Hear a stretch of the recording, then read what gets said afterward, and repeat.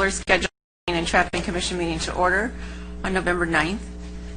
And please let the record reflect that all planning and traffic commissioners are in attendance with one late chairman. I'd like to call on myself to lead the pledge.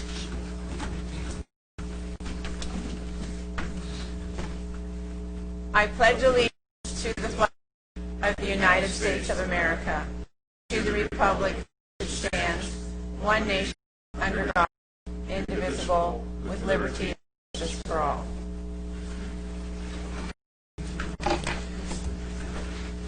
Do we have any public comments?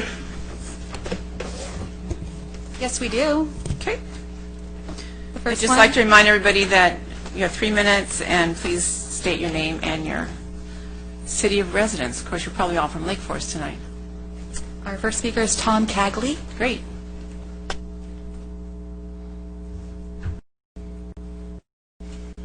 Good evening, Madam members of the Commission. I'm Tom Cagley. I live in Lake Forest. I'm just going to make. I'm not hopefully not going to take 3 minutes. Weather. Everybody talks about, but nobody wants to do anything about weather. We can do some things about traffic issues in this city. This can's been kicked down the road for so many years. They had a traffic advisory group here a few years ago, and honestly, I don't think any of us know what they did anything, accomplished anything of positive value. We need to take some action. I recommend personally permissive left turns would be a good starting place for a lot of places. We need to look and plan for the future, because it came out a couple of days ago that Orange County is going to build a huge complex on the southwest corner of the Great Park area. It's going to increase traffic flow in this area. We're already getting overrun on Irvine Boulevard from an awful lot of the Great Park development. We need to have these things and plan for the future, how we're going to handle this traffic. Another area, of course, is school. I live off of Geronimo, and in the afternoon, that intermediate school there is just backed up almost to bait, it seems like, for traffic wanting to pick up their children after school. There's got to be a cure for that. We have some cures, and we just need to address them. That's all I wanted to say. Is thank you very much. Thank you. Jennifer, any more? Yes, the next speaker is John.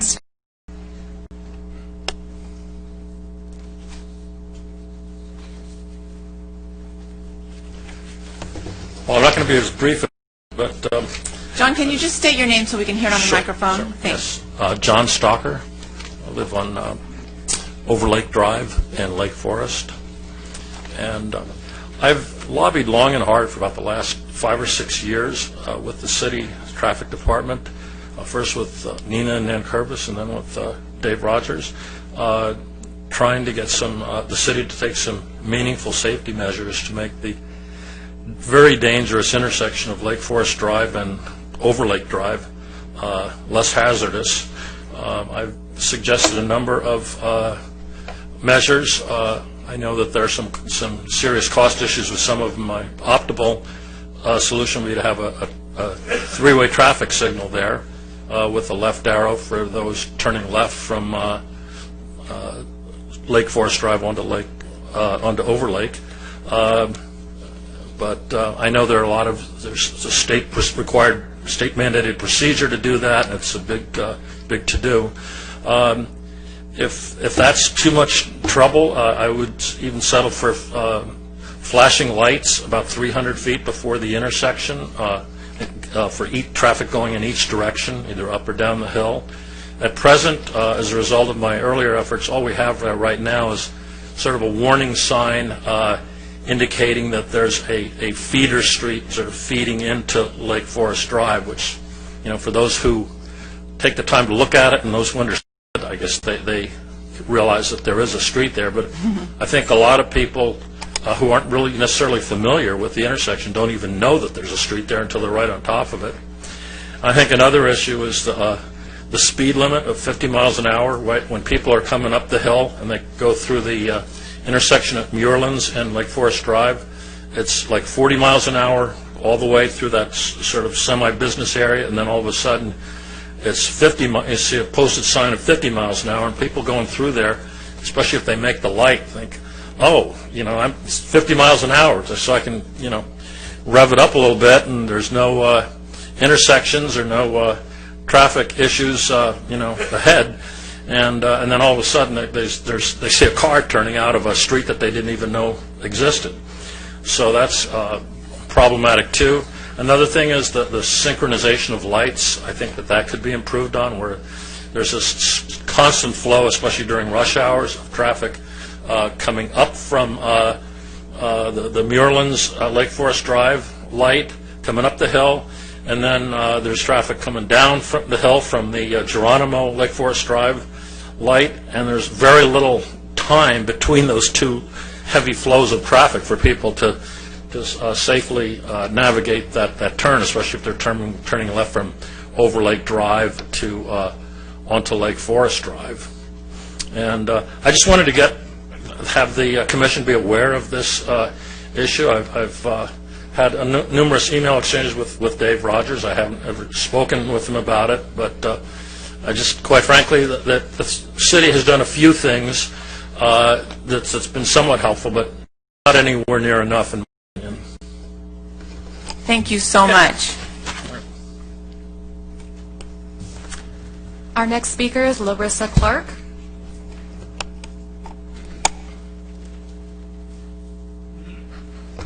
Hello, Larissa Clark, resident since 1998. I live off of Rockfield, right at Ridge Route. Right by the timbers, there's that closed cul-de-sac. I back up to Rockfield. I'm here to talk to you. Maybe we can get a few things on the list now. Thank you, Dave, for my crosswalk. Anyways, the Gateway Center. I know that you guys had said that left-hand turn arrow into there would have a double cycle. It doesn't. I'll be sending you my dash cam video in an email if you want to see that. It's not a double arrow. So you see, nobody can turn into the center. Could we do a permissive left there for like the second cycle? Maybe consider that. I can also email Patrick Cox at Value Rock Realty. Maybe he'll pony up some change to help that signal. Again, you know my feeling about the Gateway Center, and that hotel's getting built. And 4 extra parking spots isn't going to cut it. Next, I'd like to talk about El Toro High School. Specifically, I believe you would consider it the south side on Toledo, where the tennis courts are. That suicide lane is well worth that term. It's crazy getting there and out of school. I know that they've looked at that, but I've received several emails from residents, social media postings, everything. I can pass that along to you, but they did the study during the summer. So it's probably going to be a pretty different situation in July than like August 30th at 7:30 a.m. Maybe, you know, we got kids jaywalking, we got a suicide lane, we got people fighting, like, I want to turn left, no, I want to turn left. You can't get to the signal to get out. People are turning right, left. It should be 2 in, 2 out. Better signage. Some paint would be helpful, and we got kids jaywalking right there. We already had an accident in front of there at the beginning of the school year. I saw a kid get hit on the bike last year. I really think that that intersection or something needs to be done. And my final way is the 4-way stop where veterans / Village Pond Park, whatnot. Could we get some flashing red lights on top of those stop signs? Some new signs and something taller? All of the trees and things that are on that median, beautiful, but as they fill out, they're blocking the shorter stop signs. We've had several accidents into those walls. We've had a lot of run stop signs. Maybe something a little bit more visible and perky would be nice for us that drive that all the time. So those are my comments on traffic and my requests. I'd also like to throw my support behind Mr. Stalker. That Overlake and Lake Forest Drive, trying to turn in and out, is very scary, specifically because of the lack of gap. So when you are trying to turn left or something, someone's going to get creamed. And then the liability issue, so thank you. Thank you so much. We have one more speaker, Bob Holzclaw.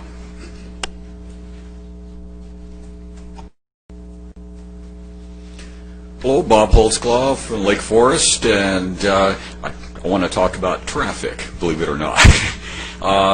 Traffic here is just really ridiculous. ridiculous. And it's actually, I'll be blunt with you, it's caused by 3 councilmen who worked very closely with a lot of developers. They built a lot of homes, way more than we need in this city, caused a lot of traffic. I just took some pictures at 515 off of Bake near the nursery, and all you can see is one sea of white lights going all the way down as far as you can see. How they're going to get room for another 800 homes for vehicles in there is beyond me. I'm an architectural engineer, not a road engineer, so I don't want to give any suggestions because I don't think I'm qualified to give you, a good engineering questions or answers. But, we really do need someone who's a professional in this. What we've done from the City Council is we appointed a team of residents, and that got so boring that it closed up. Then they had to give it to somebody. They gave it to you, and not one of you is a qualified road engineer. So it's like passing the buck, and it's not fair to you people either. I suggest maybe if the city wants to hire a professional group that can actually study the roads and everything in here. Do we need widening? Do we need better street lights, stop signs, or whatever? But at least someone who's qualified to make these decisions. Thank you. Thank you. We have some presentation items tonight, but before we do that, I'd like to call on our planning manager, Nikki. She has an announcement regarding the agenda. Sure, thank you, Chair. Shopping and plan sign program items SDP 175044 and 6 PSP 175045. Inadvertently, there was a notice of continuation posted in our kiosk outside City Hall here that was continued to this meeting when in fact it does not appear on the agenda. So I just wanted to clarify that the developer is still working on that application. It's indeterminate when they're going to be back. So we pulled it from the agenda. We're just going to renotice it when they're ready to go. So for anyone who might have seen that notice and is here to speak on that item, it does not appear on our agenda this evening. Thank you. Thank you. All right, now we'll go right to our presentation item. Our first presentation this evening is the Code Enforcement Activity Report. Daryl Hill is the report. Good evening, Commissioner, fellow Commissioners. During the third quarter, Code Enforcement added 192 cases to the 137 cases carried over from the second quarter of 2017. We closed 174 cases during the same period, and we began the fourth quarter of 2017 with an active caseload of 162 cases. And it's kind of a busy time for us, that third quarter. If anybody has any questions, I'm prepared to take any questions you might have.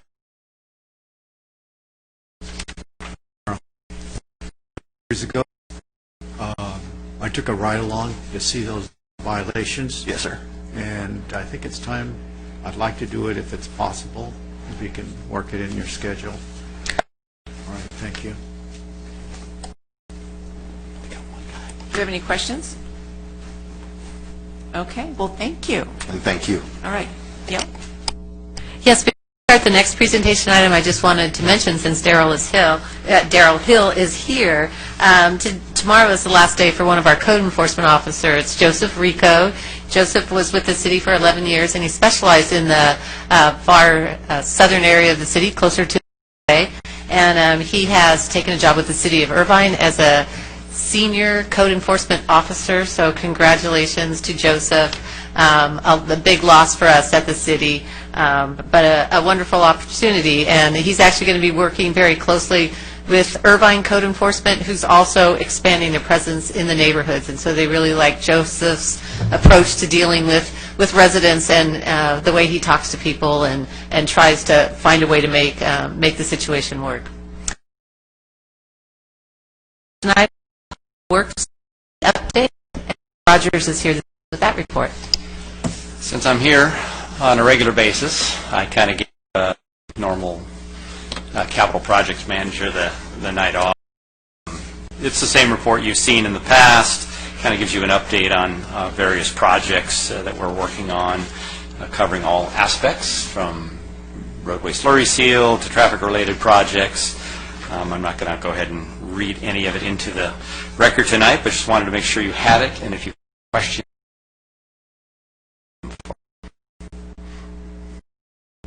Any questions? Well, hearing none, we'll just say we'll move right into our consent calendar. Motion to approve the calendar. Is there a second? I'll second. It's been moved and seconded. Let's vote.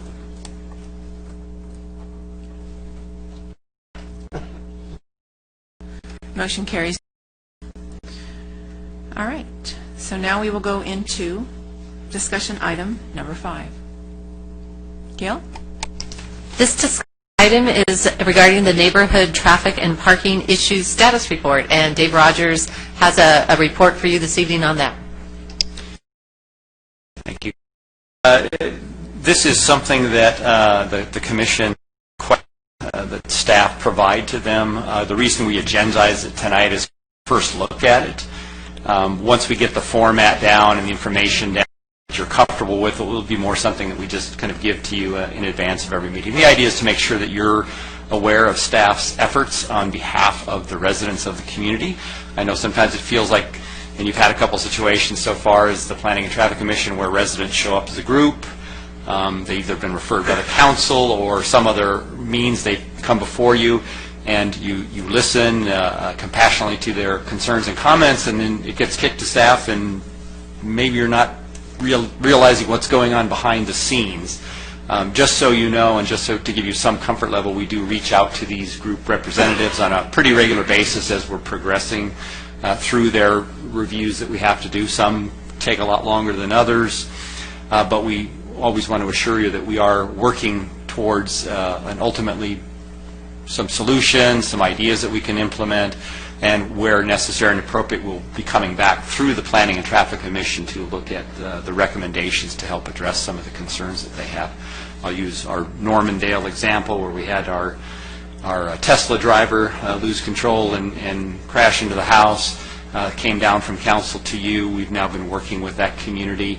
We have a couple more studies we need to finish. We've got some consultants on board who are trying to finish up a couple studies, and then we'll be bringing that back to you and inviting the residents as a whole to come back and hear staff's ideas and presentations and give the commission and the residents an opportunity to kind of listen and understand and kind of think about them a little bit, with the goal of having the commission make some recommendations, whether it's move staff's recommendations up to the council where appropriate, or in some cases, if you think as a result of that conversation you want us to do more work, we can go back and do that too. So that's just an example of one of those items that's coming back before you. And again, the goal of this monthly update is to simply, so you understand, in case you get phone calls or emails or something, obviously you can always refer them to us. We'd be more than happy to answer them, but on your own, if you feel a desire to let somebody know about something, we hope this will help you answer kind of where we're at any given moment in terms of these group studies, group and or HOA request studies that we have here. You'll notice some of the ones in here you have seen. They've come down through to you from commissioner or residents appearing before you. Others are ones that come directly at staff level, but we thought we would include some of those too. There's a couple of permit parking requests that are working their way through our side of the house here, and depending on the outcome, they may or may not come back through you. But just again, this is kind of a full list of all the neighborhood-related issues. They don't include all the one-offs that we get, individuals calling about things. We try to handle those on a staff-level basis and kind of clear the deck as quickly as we can with those. But these are the ones that have large groups of residents and or HOAs involved, and so we do want to keep track of them and keep them updated and keep you updated too. Thank you. We had a few homeowner or residents tonight that had traffic issues. Would you have any advice for them? Because I don't necessarily see a lot of the situations, areas that they were referring to in our report. Is that because there's, maybe you could explain the way to go through the process, or certainly, all the residents that spoke tonight, I'd be happy to work directly with them on their individual concerns. several of them, there are answers to them in terms of what's going on. I'll use just the one example of Lake Forest and Overlake. It's actually part of our traffic signal master plan study, so there is an actual full-blown traffic signal warrant analysis being conducted out there. That study, once complete, includes about a half a dozen intersections, will be coming back to the Planning and Traffic Commission for review. And so that's just an example of... Another example would be the synchronization studies that we're working on right now? Correct. Obviously, we're always looking to improve our coordination and synchronization. As you saw, if you read our report on the status report, we've had 8 or 9 programs that have come through over the last few years. Doesn't mean they don't need tweaking, and that's something we have consultants on board to look at and adjust on a regular basis, many of them in response to individual concerns about a specific condition at an intersection. So we're always looking for the big projects and then looking to keep things updated and moving as well as possible. So, and the best way to contact you is through our ALF system. Is probably the best system, because that way no one, staff or the resident, can lose track of that. However, of course, direct emails to myself or phone calls also work. Can you explain that system a little more? Sure. I'm sorry. The Ask Lake Forest system, otherwise known as ALF, can be accessed through our website and is simply a complaint management system, or a concern management system, as I like to call it, where you can input the information and your concerns, and it will be routed to the appropriate staff members, who then will respond back to you in whatever form or format that you've asked to be responded to. And that way, again, we can keep track of these requests. It helps us track individual requests and also track trends or patterns that might be. Anybody else have any questions? Dave, I know on one of these requests for where did it go? The parking, permits, and it said they did a study and it didn't quite meet the obligation. Was like since 75%, it was 71%. Correct. So I remember we talked about that, and then we were floating the leaving it at 75%, but having the option of, on an. If I was going to the council, do you know what the status is? That's correct. Gail and Nikki are a little more familiar with the process by which the Planning and Traffic Commission moves things once a year up to the council for consideration, but that is on that list. Originally, when we had that conversation, we had only that one neighborhood that came very close. Brad Muller came in and spoke about that, and we still stay in contact with him. Now we have a second one where we have a similar situation, and so we will obviously be able to cite both of those in terms of the discussion with the council about whether or not it's appropriate to do something with that threshold, whether it's keep it at 75 but allow special conditions to take it down to, say, 67, or if it's a hard move to a different number. But I think we will use this as another example. But in terms of how it gets back to council, I think I'll defer to Gail and Nikki. Was that was in maybe January? Yes, it is. Yes, as you recall, the City Council set up a process where both the Planning Commission and the Park and Recreation Commission approach the council on an annual basis to talk about their accomplishments for the year and the types of things, studies or programs or work efforts that the commission would like to undertake. So we have a list of things that have come up in the last 6 months primarily, and we will be bringing that back to the commission in January and letting the commission talk about their accomplishments, decide what they think they would like to present, and look at the items they have on the list and see what the commission's consensus is. It will be the first meeting in February, then the chairman of the Planning Commission attends the City Council meeting and presents those items. It's an appropriate time because in the month of February we also do a mid-year budget adjustment. So if the council wants to authorize additional studies or things that have a budgetary impact, that's going to be an appropriate time for the council to say, yes, we think that should be changed. Yes, we want the Planning and Traffic Commission to look at this policy or to create a new policy or to, study potential changes. And so that's how the direction is given. So we've got that list. It's got 3 items, I think, on it right now, and we're getting close to that. Would like to.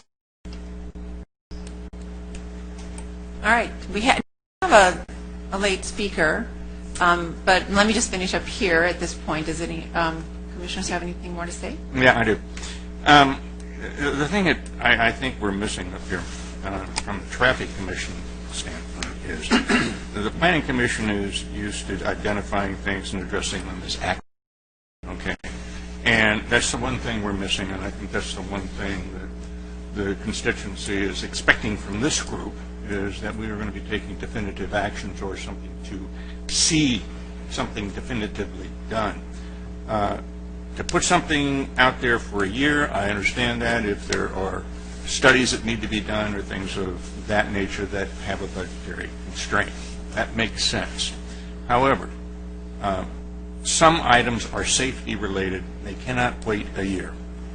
And there are things that staff can do, okay, I believe, that if we identify a safety issue, there may be recommendations that we could make to have that addressed.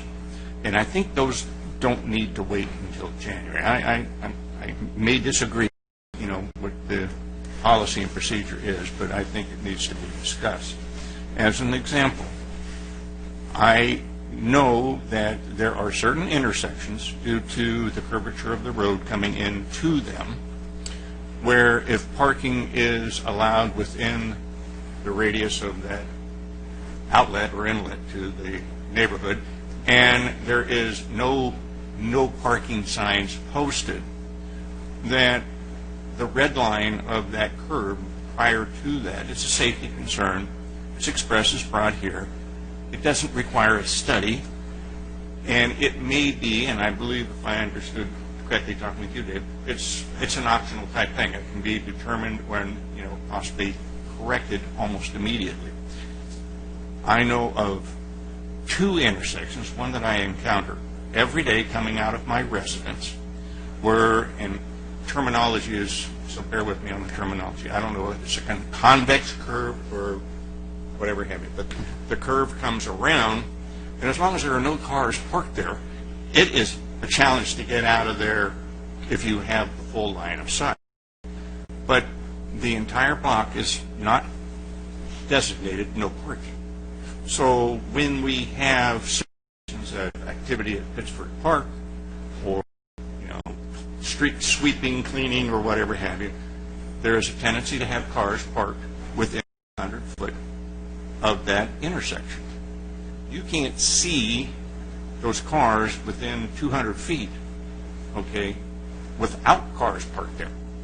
I mean, it's a hazardous situation, and if there is criteria for what red lines should be and how they're determined and whether that, we should be able to say, we'd like to have that addressed and taken care of. I think that's an obligation that we have. And those are situations where that is an action item that I think we should be able to take. Correct me if I'm wrong, but I'd like to get to that point. I think what would be helpful, I'll let Mr. Rogers address this, because we can take action. We certainly can. I think he can give you a lot of examples of things that we've heard here at this meeting that they've gone ahead and taken the action. So it's those things. Budgeted studies and capital improvements have to wait, or changing policies. But these types of things, and when we hear from residents, I'll let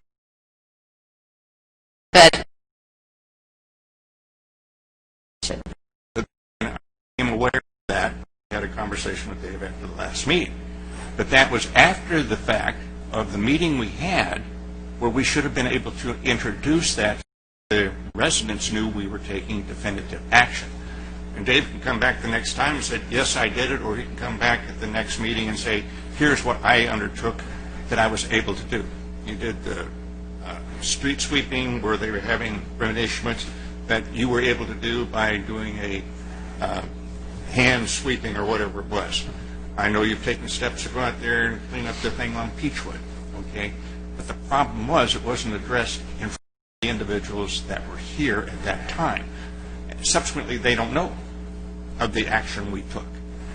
It would be a better format if we were able to say we acknowledge the concern, and during that meeting, this is an action type item that I see, we can ask for your input at that point in time, whether you can let us know whether you consider it or anything of that nature, and then have you possibly report back at the next meeting. That's an action taken by us that is a safety-driven issue, rectified. We're actually doing something positive. You're getting acknowledgement for having done that initiative that you're doing, but it's not. It makes sense what I'm trying to say. I see. I just, first off, by your professional staff has fairly great latitude when it comes to addressing traffic issues. Part of that is because you are also asked to look at what is considered to be a safety concern, and if staff ends up agreeing with that, we don't want to have to go through some long process to take care of it. So I think rightfully so, the council and state law and grants a lot of authority for us to implement particularly safety-related improvements if we think they're needed. In terms of communication with residents, either in the group environment, we do always try to contact or identify the group leader and keep them in the loop when it's a longer-term study, the Peachwood, Palmwood area, the Normandale, and things like that. The others that come in individually, particularly if they come in through our ALF system, get responded to that way, and so they know automatically. Of course, many times when we do find a need to do something, the proof is out there in the real world. They see a change out there and think, oh, good, the city did something. But in terms of the Commission's ability to ask staff to look at things, we can certainly accept that input, but we also just take it straight from the residents themselves without necessarily having to do that. But if during the course of a conversation up here, you're describing something to me going, I'm not sure I've looked at your sight distance issue at your intersection, so now I'm ready to write down where it is, and we're going to go look at it. My point is, you are a commissioner, but you're also a resident, and that same level of care that I'm offering you to go out and look at that, in a short period of time and check it out, is the same level of care we try regardless of the economy. I understand that. You went through ALF, right? Pardon? You went through ALF, right? No. Oh. I'm here as a commissioner, okay? It's my responsibility, I understand, as a commissioner, at least it is as a planning commissioner, for the safety of the community. That's our primary function, okay? As a traffic commission, we should have that same responsibility. That's what we're here for. We're not just here to listen and, if we can expedite the process, and, not knowing that you're going to take the action on it, okay, did not fulfill the concern. And that was what I was trying to get to. If we have something that we'd like for you to at least think about, okay, or come back and tell us you can or you cannot within the purview of what you have, okay, your authority, we should be able to do that. Now, if council hasn't that authority, then should just, keep my mouth shut. But I think it's our responsibility. So I would like to make sure that if somebody brings up a specific concern, Beechwood is an example, there were things we could rectify directly. We should be able to identify them within the meeting. We should be saying, okay, we're going to have them come back at the next meeting, whether we can or cannot take any action. That is what we're here to do, okay, in my opinion. Okay, and you're doing it. You're doing it, above and beyond, but I wasn't even aware of it. And if I'm not aware of it, the people who are sitting in the audience and were listening to it, they're saying, oh, they're ineffective. Nothing was done. But you've contacted the main person in the group. It would be a much better venue to have it expressed here, brought back, remedy, decided here, or at least we either did it or we couldn't do it. And then if we can't do it, then it goes on the deal for the January thing to address, and they can make the decision as to whether to expedite it or put it on a long-range plan. But then we become an action-oriented commission. You're action-oriented 8 hours a day during the time that you work. You're probably doing more than that. We just need to convey that through us back there and get that. That's what I think our function needs to get to. Okay, so I think our takeaway here is you're looking for increase communication so that you understand that certainly residents have spoken, and sometimes both Dave and Anderson, our traffic engineer, the studies may take several weeks, but you want to be more in the loop about the progress that's made. I would like to be able to have a specific concern addressed, okay, either by having it accomplished within a short period of time and a feedback that it did get addressed, okay, so we can make the statement that it was, or have it on our next deal that it was put on the schedule to be presented at the January timeframe, which I think is, in my own opinion, too long of a process. I mean, it just says you're ineffective. We should be able to shorten that window, give staff the credit that they deserve for getting the stuff done, and not have people leaving the meeting going, well, I came there and made a presentation, but I didn't get anything out of it whatsoever. That's a frustration that I sense, okay, that we don't have or we don't sense as a planning commission, because the planning commission is an action-oriented type of commission. When we eventually get to the point where you have projects and things that we have to come before, I hope, to take the option, just review it and recommend. Some will, I hope, come to us where we can say, yes, this is a deal, it's within our purview to act on it, let's do it. And that is going to increase your visibility. It's going to enhance what the constituency thinks the commission is supposed to be doing. And with that, I'm going to... And I think the status report that you're presenting to us tonight does some of that, because... It's certainly one of the goals. We're talking about...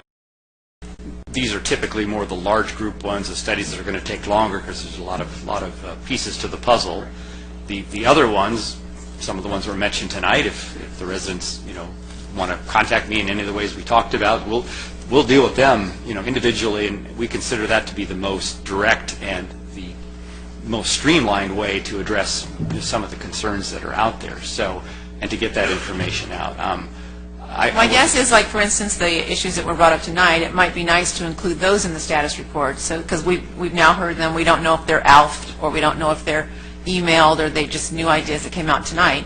But it would be nice if those kind of things that we've actually listened to and we've heard their concerns can be a status report. Staff can certainly try to, recognizing that we get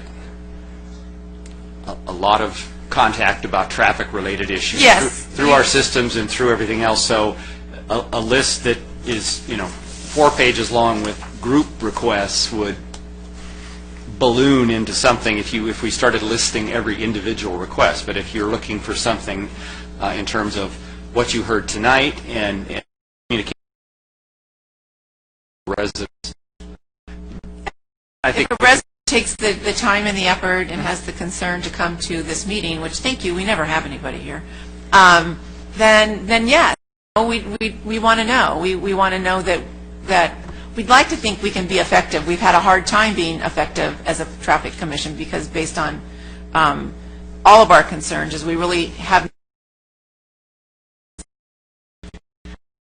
I would personally dispute your characterization is larger teeth than we have. I think you guys are doing a great job. I know that even was it the Normandale thing with the I think the Planning and Traffic Commission actually a valuable purpose in the community, in that you become a sounding board and an opportunity to spend a little more quality time with residents on various issues, with the council handling a myriad of the people's business. Sometimes it feels like they don't have enough time or opportunity to really listen and understand and give that direction to staff on things. I think that's a valuable thing that you bring, and I think the people on Normandale as well as the people on Peachwood, the 2 groups I can mention right now, that they've been actually very supportive of staff and the Commission's help and the ability to come and speak before you, and they're looking forward to the opportunity to come when we bring this back to you and understand what some of the recommendations and things are. So we all have our own opinions. I'm just looking at from my perspective as your professional staff. In terms of the role of a Planning and Traffic Commission, I get it. Planning commissions have power. They can approve things and the council never has to see them. My 30 years experience, traffic commissions, committees, they go by different names, have always been recommending bodies. And that is because many of the things that you ultimately work with in the world of traffic engineering, new traffic signals or new stop signs, do need to come back through the council. And part of that is to community. Council has taken your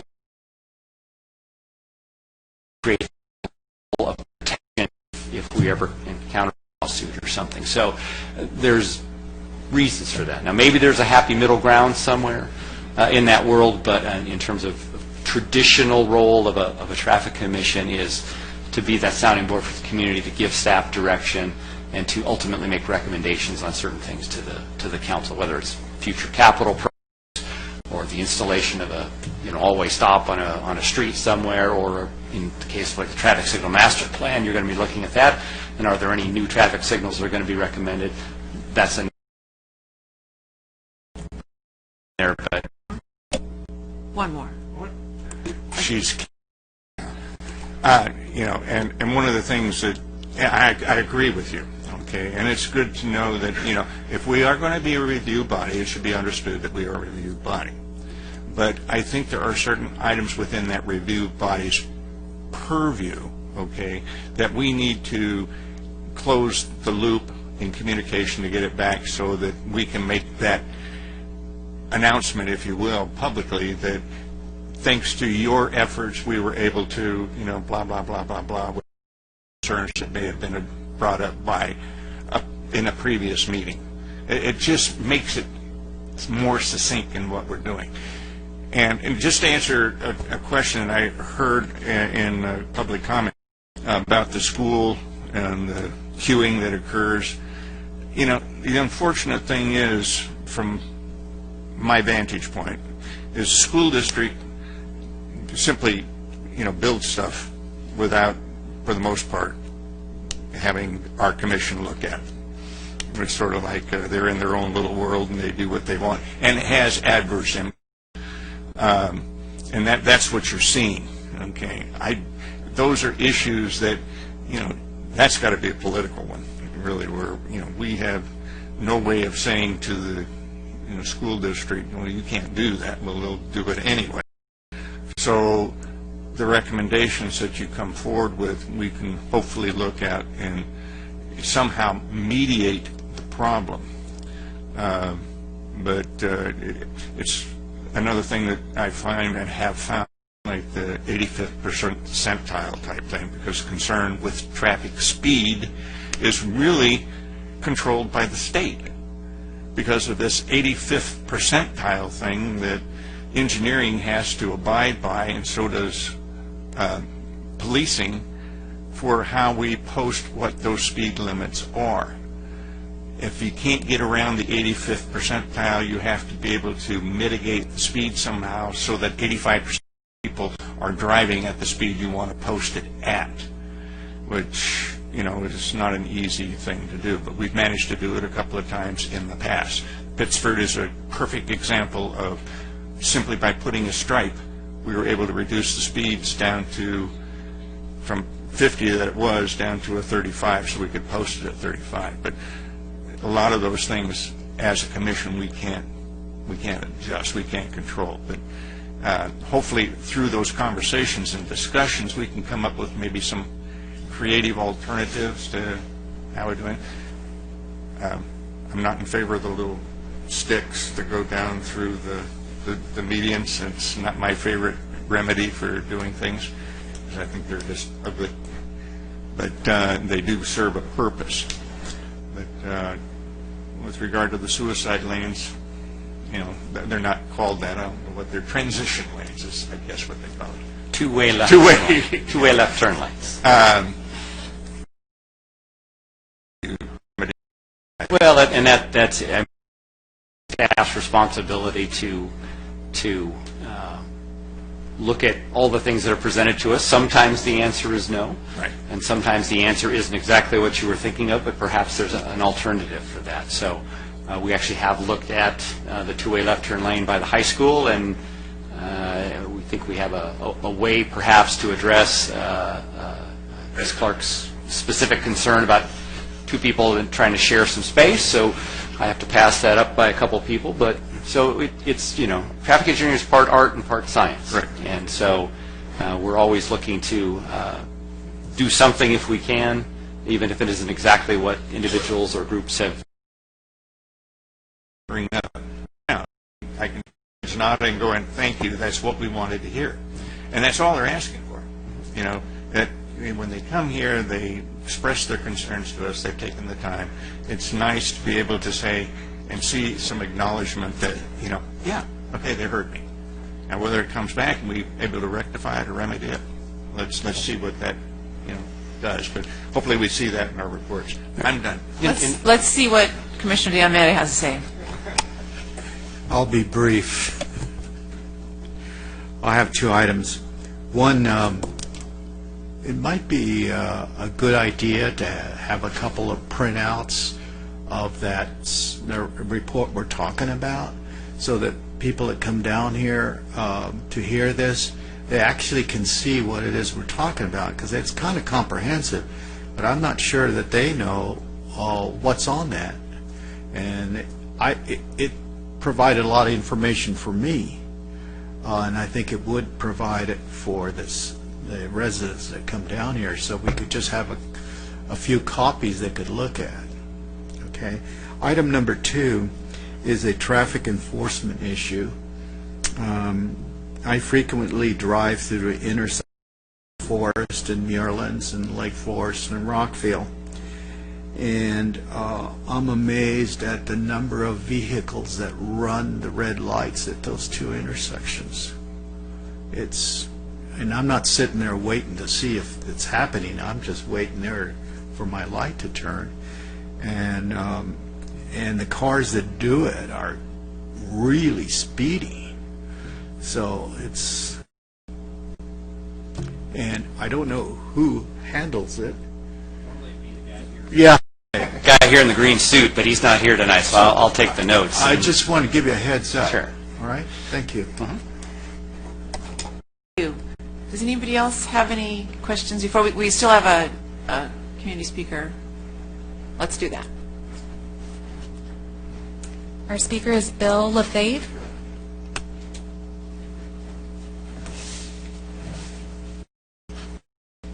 Bill first. Madam Commissioners, I have been working along with a neighbor with Dave, and he's provided us. Our concern remains not speed, but volume of traffic. The speed issue is somewhat defined, although I don't think it's maybe as good as we could have. For example, we get our speed information when we put this huge piece of equipment in the road that signals to everybody, you better put your brakes on. So we get a somewhat skewed figure, I believe. For the cost of $1,000, if the city doesn't have one, you can rent one that's about this big, goes on a pole, and it's hooked up to a computer, and it records everything, speed as well as traffic count. And that's not flashing red lights saying, boy, you better put your brakes on. The second thing is, and I've talked to Dave about this, when we put this unit on Normandale, we put it just below Vista Estate. For those of you who haven't been on Normandale, and you probably have, it's a very windy, steep road. So when I crested the other day, I will confess this, the other day I crested that hill coming eastbound at 35 miles an hour, and I never touched the brakes, and when I got to Countryside, I was going 50, I never touched the gas. I was going 52 miles an hour. Now, if that big machine was up there flashing lights, I probably would have put on my brakes. So I don't know all about this 85% thing. If everybody's going 50, should we raise the speed limit to 50? That's a kind of a ridiculous thing, 85%. I don't know where it comes from.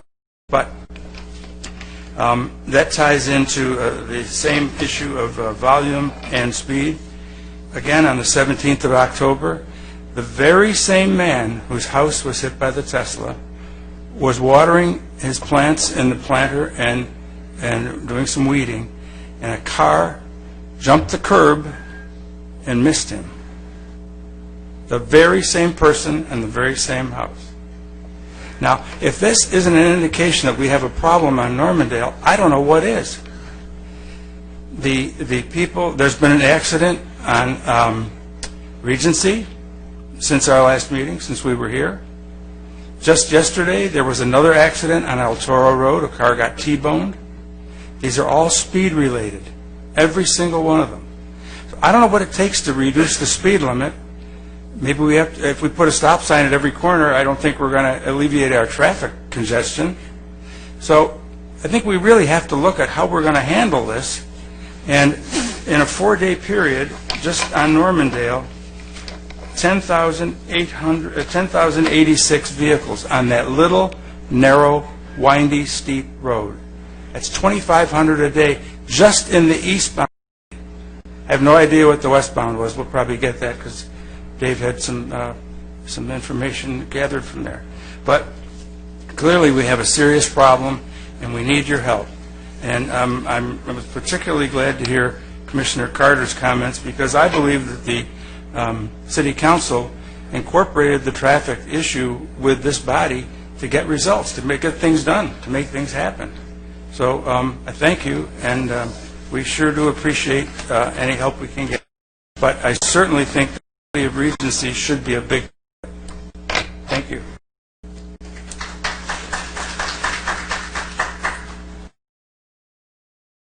Do a study. They don't use the big machine to conduct the speed. My understanding it's somebody in an unmarked car, radar gun, or Current data collecting is the actual radar trailers, the feedback. However, they record the first reading from that vehicle. You know what so the first, the data that we get isn't the data after they've slowed down. The first time it sees that vehicle is what the person would normally be doing, and so that's what it records, and then it's flashing back, and So possible for the driver's red light.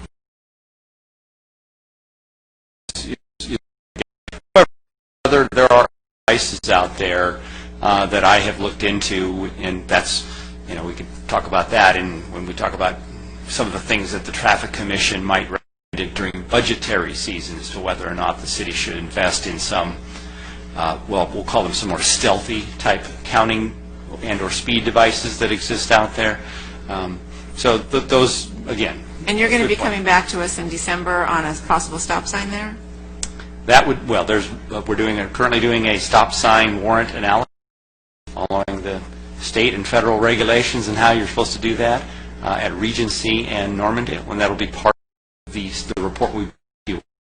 No, anything we bring, part of what we bring back to you. Great. You know what? I'm sorry, but you'd have to fill out another speaker. We're just kind of moving along in our agenda, but I'm sure that that day will be available after the meeting.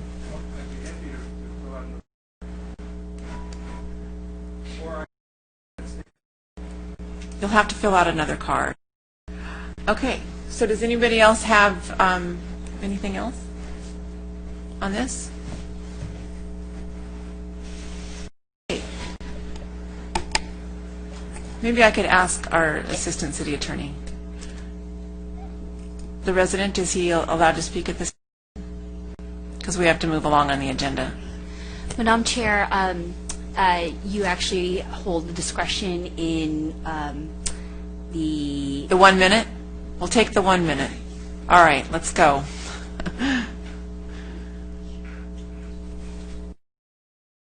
It is being used that you described.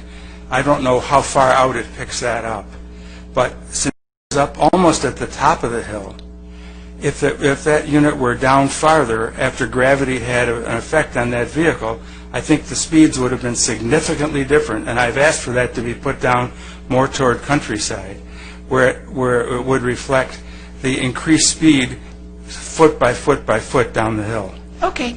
Thank you. That request is, your request is with the Orange County Sheriff's Department. So see, and we look in. Well, we are government.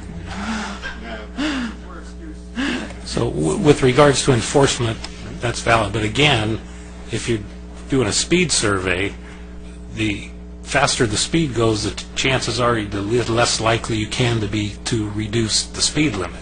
Is that correct? Correct. As Commissioner Carter pointed out, and as Commissioner Armando was pointing out, very specific state laws relative to how you set speed limits. Standards is very limited. In this case, so having it, if in fact what he's saying is true, which I don't doubt, you have it at the top showing a slower speed, that's what the speed limit is, as opposed to if it showed a faster speed, generally speaking. correct. You couldn't. Yeah, there are techniques you can use to try and mitigate the potential speed limit. But as far as enforcement, you might want to sit at the bottom of the thing, hitting radar. And we do know the sheriffs have been out there. Just one more comment, if I may. Oh, okay.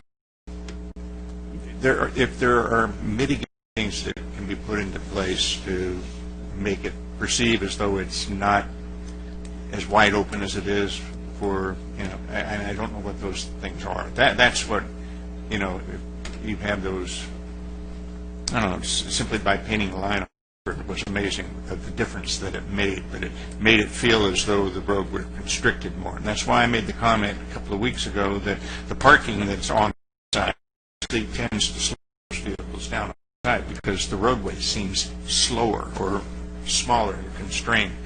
I don't know if there are any we can put out there that would cause individuals to perceive that it's being monitored or anything that's causing people to think about what they're doing on the roadway. That's how we can possibly get it down to where you can post it at a lower level. Doesn't mean they're going to abide by it, but then at least you can enforce the traffic speed at that rate.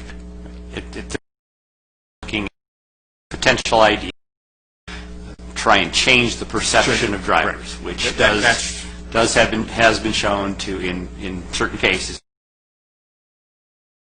by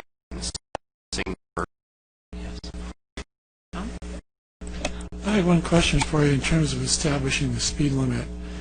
You mentioned it's established somewhat by the prevailing speed that the traffic operates at the time you calculate it. What other mitigating factors do you use to calculate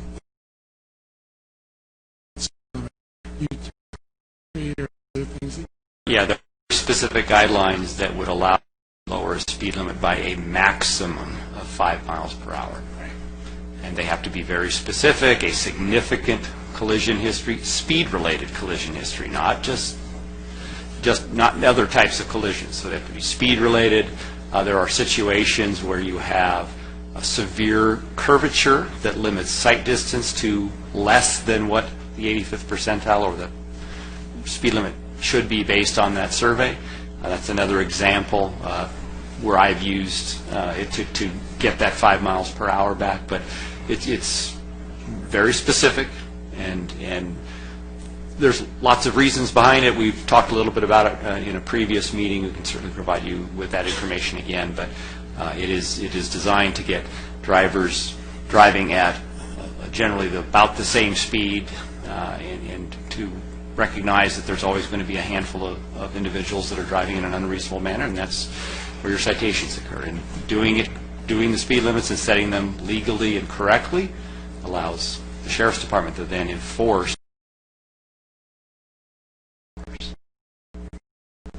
And just for clarification, the reason they have that is to prevent what they call a speed trap. So a city could, people are going 50, and so the city decides to put 35-mile-an-hour speed limit, and if a guy goes over, they're writing a bunch of tickets. So that's the reason they have those kind of safeguards on. It's nice to have a retired police officer on our board. All right, so I think this is going to end our Madam discussion. Chair, sorry, we did get another speaker card. I apologize. John Stalker did fill out another speaker card. All right, John, we're in the business of taking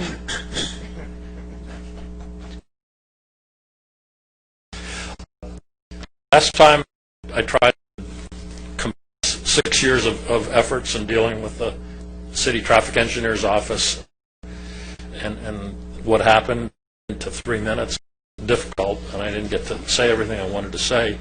I did want to mention that in the last 2 years there have been 2 very serious multi-car accidents at the intersection in question of Overlake and Lake Forest Drive, both involving cars attempting to turn left, one from Lake Forest Drive onto Overlake, the other one from Overlake onto Lake Forest Drive, both colliding with cars that were coming up the hill from Muirlands towards at a high rate of speed. There were serious injuries, but no deaths, fortunately. But I really think this is a kind of a powder keg situation, just waiting to explode. And if it does, and there's a fatality, as an attorney, I can tell you that the attorneys for the plaintiffs are going to be looking for defendants, and the city is going to be on the list. And the more the city has done to mitigate the situation, the better the city is going to look in a lawsuit like that, and the less it's done, the more problems it's going to have. I did want to have, also want to know if there's any way I can use this as a platform to continue my efforts in communicating my message to the commission. I do have a 3-page summary that I'd like to submit, which summarizes, my issues and, what's happened, what the city has done.